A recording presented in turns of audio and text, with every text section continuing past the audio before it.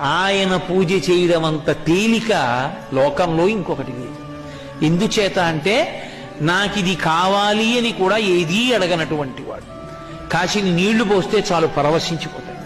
అటువంటి శివుడు కనుక ఆయన శంభుని, అటువంటి పరమాత్మ, అటువంటి దయార్ద్ర హృదయుడవు, చేసిన దోషాలు జ్ఞాపకంలో ఉండవు నీకు అని దేవతలందరూ వెళ్ళి ఆయన్ని స్తోత్రం చేసి, మూడవ కన్నున్నవాడా, ఉన్నది నువ్వు ఒక్కడివి, మూడు లోకములకు, కానీ నువ్వు మూడు మూడు మూడు అంకె మీద తిరుగుతుంటావు.